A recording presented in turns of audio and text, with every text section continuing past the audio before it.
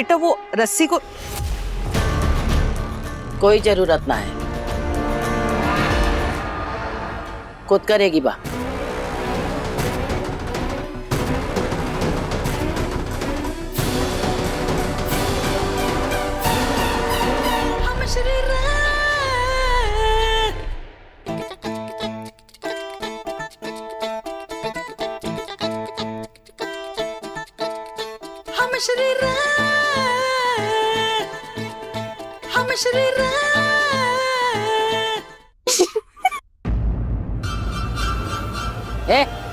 हंस कह रही है?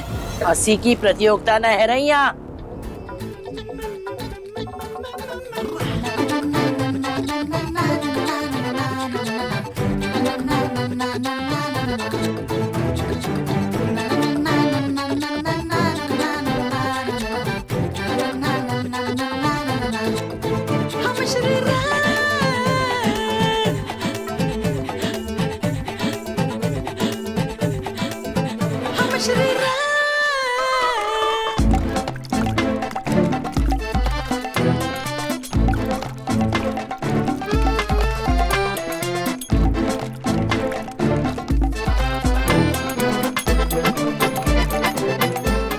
अरे वानी, तुमने तो इतनी जल्दी मतना सीख लिया।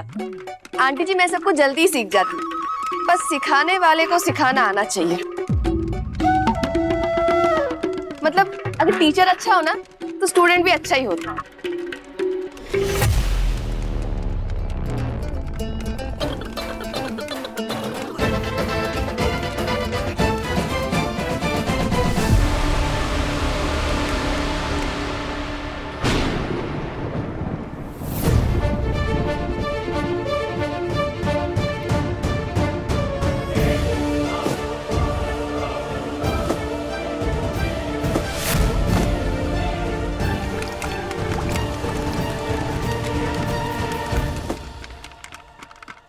गोपाल, सफाई ना हुई क्या अभी तक?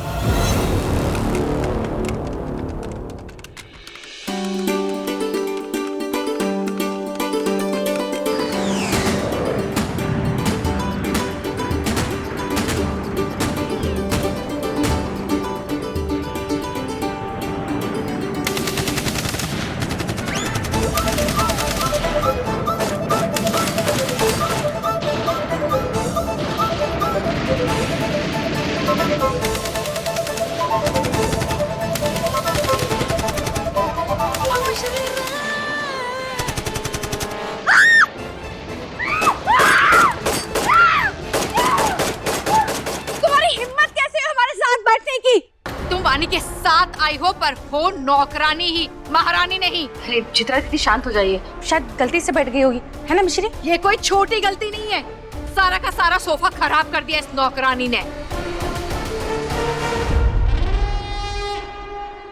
अब वहां क्या देख रही है?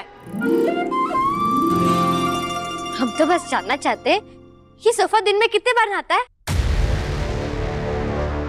हमारा दिमाग खराब हो गया, ये क्या बेवकूफों वाली बातें कर रही है? सोफा कवर ड्राई क्लीन होता है। छी! मतलब ये पानी से नहीं धुलता है? छी! मतलब हम जब इस सोफे पर बैठते हैं तो हम सोफा गंदा नहीं करते, बल्कि सोफा हमें गंदा करता है, क्योंकि हम तो दिन में 2 बार पानी से नहाते हैं ना। हो गई बकवास, सर पे खड़ी रहेगी अभी। जा यहाँ से। चल कमरे में देखते चल।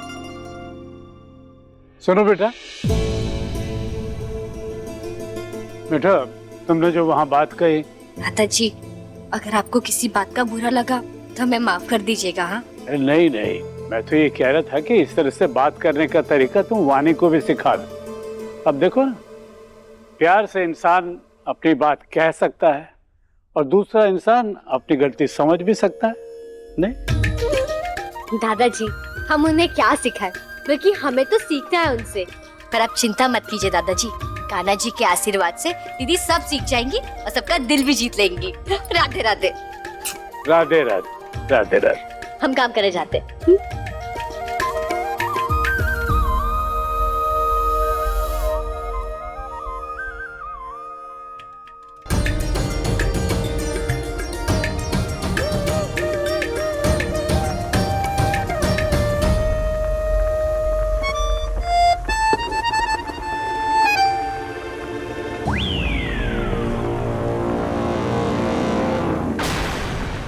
गाना जी तो पूरा चल गया। ये पक्का दीदी को डांट पड़ेगी। दीदी है कहाँ? हेलो दीदी आप कहाँ पर हो? आपने जो घी बनाया था ना वो सब जल गया है। नो मिश्री, मैंने पूरे दिल से कोशिश की थी घी बनाने की, और वो बदबू मुझसे बर्दाश्त ही नहीं हो रही थी, इसलिए मैं कमरे में आ गई थी आराम करने। पर दीदी अब हम क्या करेंगे? गुरुजी का खाना किस में बनेगा? उन्हें शुद्ध घी से बना हुआ खाना चाहिए ना।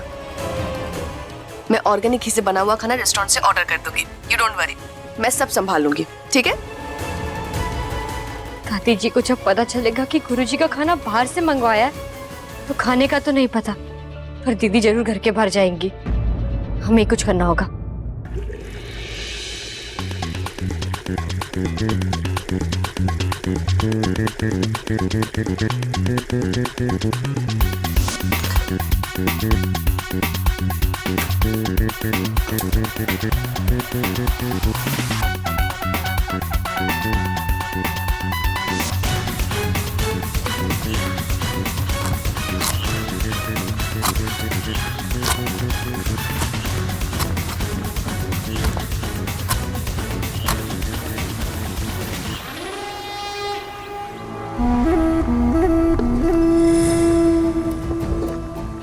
क्या बात है, गुरुजी के लिए जो भोग बन रहा है उसे वानी नहीं मिश्री बना रही है। मजा आएगा।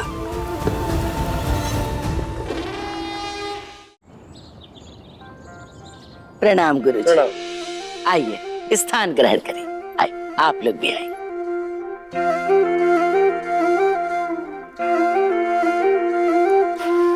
माफ कीजिएगा, आपका लाडला पोता कहीं दिखाई नहीं दे रहा है, कहाँ है वो?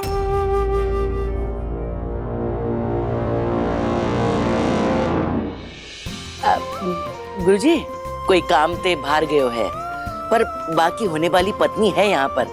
मैं आपको बातें मिलाती हूँ। वानी कहाँ रह गई बेटा?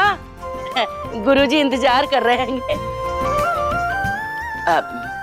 पार्वती, गुरुजी के खाने का वक्त है गया है, जा देख भोग तैयार है ना? खाना तैयार है।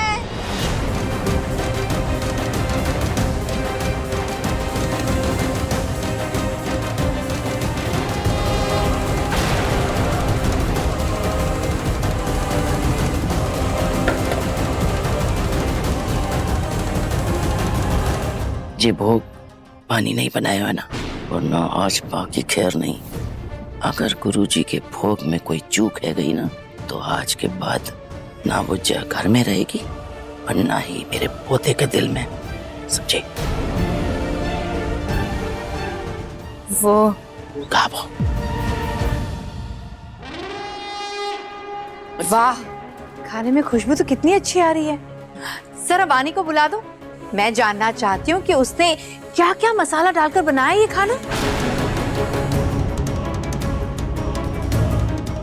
वानी दीदी ने तो कुछ नहीं बनाया है, तो उन्हें कैसे पता चलेगा कि इसमें क्या डाला है? और अगर ये बात दादी जी को पता चली तो वो इसे गुरुजी का अपमान समझेंगी और वानी दीदी और उनके दूल्हा जी का रिश्ता जुड़ने नहीं देंगी। बुआ जी, हम बता देते ना। तुम क्यों बताओगी?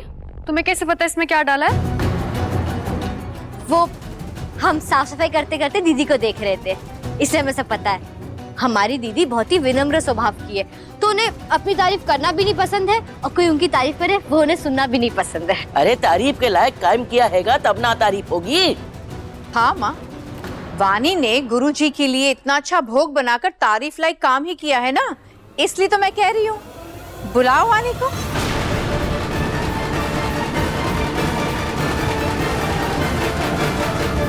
बुआ तो हम किसके लिए? हम दीदी की तारीफ भी करेंगे और बताएंगे भी कि क्या क्या डाला इसमें। हाँ? पहले वाई दीदी ने कहा कि जय गुरुजी, फिर किया काम सुरुचि, जलाकर गैस, उसके ऊपर रखी कढ़ाई, उसके बाद शुद्ध घी निकाला, कढ़ाई में डाला और फिर यूं जोर जोर से करछी घुमाई कि शुरू हो गई मसालों की लड़ाई।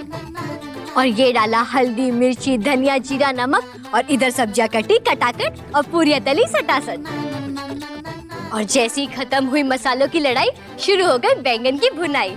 फिर लो बस तैयार हो गया हमारी दीदी का स्पेशल खाना, और वो स्पेशल खीर भी। गुरुजी, आप भोग स्वीकार कीजिए और आशीर्वाद दीजिए। सदा स्वागत रहो।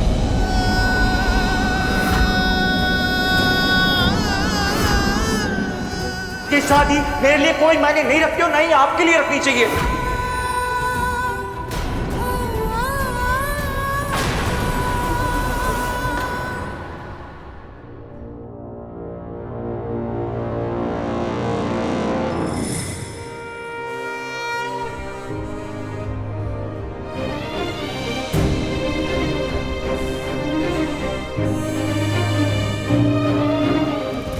जब मैंने इस घर में अपने पांव रखे, हमने ये महसूस किया कि इस घर को किसी न किसी की बुरी नजर लगी हुई है।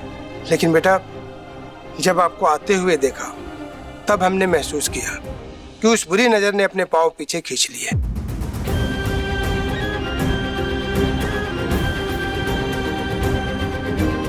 हमारी तरफ से ये आशीर्वाद है तुम्हें, रख लो बेटा।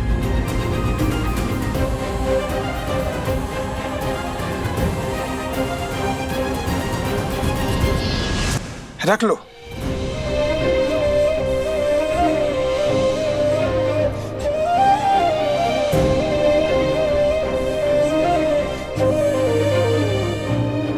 पंडित जी, आपसे ना गलतफहमी हो गई है। ये इस घर की नौकरानी है, बहुरानी नहीं।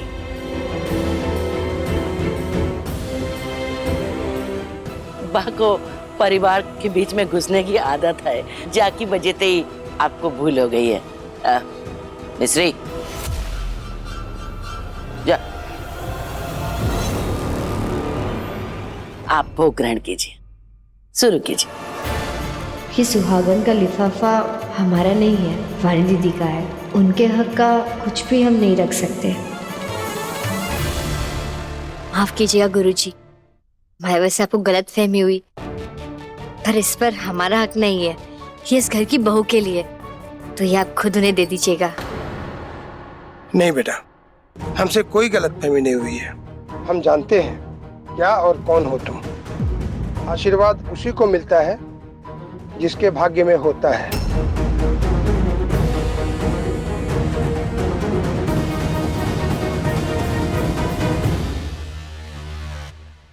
इसलिए ये लिफाफा तुम अपने पास ही रखो, क्योंकि इस लिफाफे पर सिर्फ और सिर्फ तुम्हारा ही हक है। हाँ बेटा।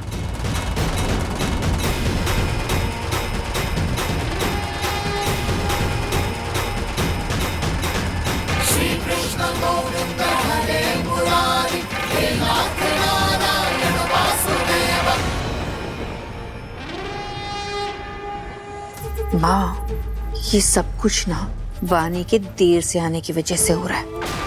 मुझे तो लगता है कि आपको उसे जाकर लाना चाहिए।